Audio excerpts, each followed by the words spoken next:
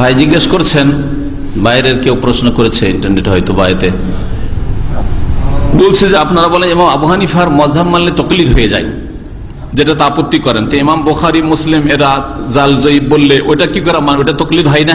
এর জবাব, আমরা যদি বলতাম যে ইমাম বুখারী সমস্ত হাদিস সম্পর্কে যেটা বলেছেন ওটাই শুধু মানতে হবে, তাহলে এটা তাকলিদের সাক্ষী হইতো, এটা হারাম হইতো। হ্যাঁ, আমরা যদি বলতাম যে কোন আলেমের কথাই মানা যাবে না, তাহলে এটা ভুল কথা হইতো। একজন আলেমের তাকলিদ, শুধু ইমাম আবু হানিফা তাকলিদ করবেন, শুধু হানাফি গিয়ারে থাকবেন, শুধু শাফি, এইটা জায়েজ নাই। কারণ এতে হক সত্য কখনো পাবেন না, ফুল সত্য পাবেন না।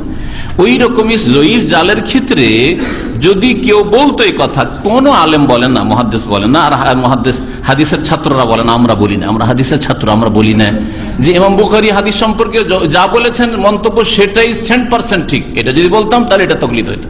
আমরা বলি যে একটা হাদিস সহিহ জয়ীফের জন্য ইমাম বুখারীর মত খুঁজেন, ইমাম মুসলিমের মত খুঁজেন, আব্দুর রহমান ইবনে আবি হাতেমের মত খুঁজেন, আলী ইবনে মাদিনী কি বলেছেন, বহু উলামা যারা আছে জারহে তাদিলের, আসমায়ে রিজালের, তাদের মতগুলি কালেকশন করে তখন সিদ্ধান্ত নিতে হবে আপনাকে। ওই রকমই ফিকহি মযহাবের আবু হানিফা, শাফি, মালিক, আহমদের মতগুলি কালেকশন করে আপনাকে কোরআন এবং হাদিসের আলোকে সিদ্ধান্ত নিতে হবে যে আসল সহিহ মাসলাটা কি। বুঝতে পেরেছেন একই রকম না দুটো বিষয়? বুঝতে পেরেছেন উত্তরটা? ওরা সহিহ জয়ীফের হুকুম আমাদের যে ওইটাকে তাকলিদ মনে করেছে, এটা তাকলিদের সাক্ষী না, আমরা তাকলিদের সাক্ষীকে হারাম বলছি। কিন্তু সাধারণ মানুষ সরাসরি কোরআন হাদিস থেকে ফতোয়া নেবে, এটা অসম্ভব। তারা আলেমদের কাছ থেকে জিজ্ঞেস করে নেবে, কিন্তু একজন আলেমের কাছে শরণাপন্ন হবে না, আর একজন আলেমের কথাই হক সীমিত আছে কথা মনে করবে না।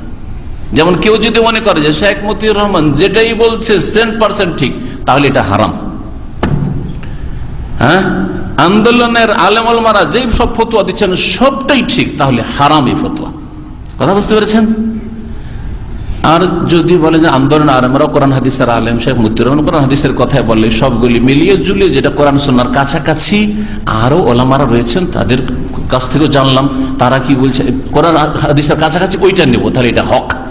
ওই রকমই শুধু আবু হানিফার মযহাব নেব, এটা জায়েজ নয়, তাকলিদের সাক্ষী হারাম। শুধু শাফির মযহাব নেব, হারাম, এটা তাকলিদের সাক্ষী। কিন্তু যদি ইমাম আবু হানিফা, শাফি, মালিক, আহমদ 4টা মত রয়েছে বা 3টা মত একটা মাসলাই রয়েছে, হ্যাঁ, যেমন সূরা ফাতিহা আমাদের পিছনে পড়তে হবে কি হবে না, একদল বলছে না কাউকে পড়তে হবে না, আরেক দল বলছে না সবাইকে পড়তে হবে, আরেক দল বলছে যে শুনলে পড়তে হবে না, না শুনলে পড়তে হবে। 3টা হইল কিনা? এখন 3টার মধ্যে যদি বলেন না, একজন বলছে আমি আবু হানিফা নেবো, জায়েজ নয় আপনার জন্য এই কথা বলা। আরেকজন বলে আমি শাফিটা নেবো, জায়েজ নয়। আমি হচ্ছে মালিকি, সুতরাং মালিকাটা নেবো, তাহলে এটা হারাম, তাকলিদের শাখসি হারাম।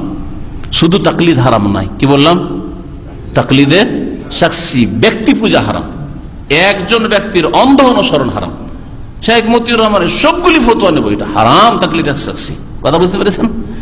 কিন্তু যদি বলেন না কোরআন হাদিসের যে কোনো আলেমের কথা নেব, তবে যার কথা কোরআন হাদিসের কাছাকাছি মনে হবে, আমার যদি ওই যোগ্যতা না থাকে তো আরো 5 জন আলেম আছেন, 5 জন আলেমই বলছেন একমত, আর আমি শুধু একা বলছি, তাহলে আমারটা ভুল হওয়ার সম্ভাবনা বেশি।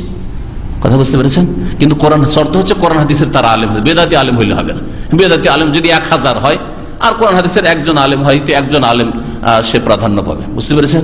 জি, এবার বুঝতে পেরেছেন তাকলিদের সাক্ষীর ব্যাপারটা। জাল জয়ীফের ক্ষেত্রে আমরা যদি বলতাম শুধু নাসিরুদ্দিন আলবানির কথা নিতে হবে, তাহলে তাকলিদের সাক্ষী হারাম। আর যদি বলি যে অনেক ওলামারই খেদমত করেছেন বর্তমান যুগে, 20 শতাব্দীতে নাসিরুদ্দিন আলবানির মতো হাদিস সহিহ জয়ীফের কেউ খেদমত করেননি, সবগুলি সামনে রেখে তিনি করেছেন। সুতরাং তার কথাগুলি আমরা অধিকাংশ যুক্তিসঙ্গত বা দলিল সঙ্গত পাই, বাকি তার কথার বিপরীত আমরা বলি। বরং কোরআন হাদিসের আলেমরা তারা বলেন, জি বলেন, যেমন তিনি বলছেন যে চেহারা ঢাকা মুস্তাহাব মহিলাদের, আর কোরআন হাদিসের বড় বড় ওলামারা আজকে সৌদি আরবের সমস্ত ওলামা বলছেন চেহারা ঢাকা ওয়াজিব। তাহলে কোথায় তাকলিদ করলেন? ঠিক না? তিনি বেশ কিছু হাদিস, হাজার হাজার হাদিসের সহিহ জয়ীফের হুকুম লাগাইতে গিয়ে বেশ কিছু হাদিস রয়েছে যেগুলি আগে বলেছিলেন জয়ীফ, পরে তিনি রুজু করেছেন, বলছেন সহিহ। আগে বলেছিলেন সহিহ, পরে বলছেন জয়ীফ। তারাজুআতুল আলবানী বলে একটি কিতাবই রয়েছে, আলবানীর প্রত্যাবর্তন, ফিরে আসা, বেশ কিছু শত শত হাদিস, সেগুলি এই 200টি নয়।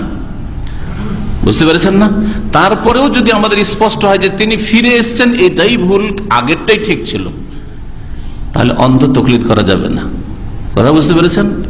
তাহলে যারা বলছে তারা আসলে বুঝে না, যারা বলছে তারা বোঝে না। আজকে আরেকজন ভাই টেলিফোনে প্রশ্ন করেছিল যে কখন আমি বলেছি যে এই মুরসাল হাদিস দলিল, আবার আরেক জায়গায় বলেছি মুরসাল হাদিস দলিল নাই। আরে বেকুবরা, বুঝতে হবে সমস্যা। মুরসাল হাদিস শুধু শুধু মুরসাল যদি থাকে তো দলিল নাই, জয়ীফ হাদিস। কিন্তু মুরসাল হাদিসের যদি সমর্থন পাওয়া যায় তো ইমাম আবু হানিফা রহমতুল্লাহের কাছেও দলিল, অন্যদের কাছেও দলিল। বোঝা গেছে? সুতরাং এই ভুল ব্যাখ্যা করে বিভ্রান্তি ছড়ানো ইন্টারনেটে, যে শেখ মতিউর এক জায়গায় বলেছে মুরসাল জয়ীফ আর উনি আবার আরেক জায়গায় দলিলে পেশ করছেন, এইসব মিথ্যার ছড়াছড়ি, যেখানে সমর্থন সাপোর্ট আছে। আমি এর উদাহরণ অনেকবারই দিয়েছি সহিহ জয়ীফ বুঝাইতে গিয়ে, যে একজন লোক এসে আমাদেরকে খবর দিল, যাকে তেমন চিনি না, হালকা হালকা চিনি, যে ভাই এখানে একটা দুর্ঘটনা ঘটেছে, অ্যাক্সিডেন্ট হয়েছে। লোকটা ওই রকম কথা বেশি বললে বিশ্বাস করলাম না, আলাদা একটু বিশ্বাস। আর একজন লোক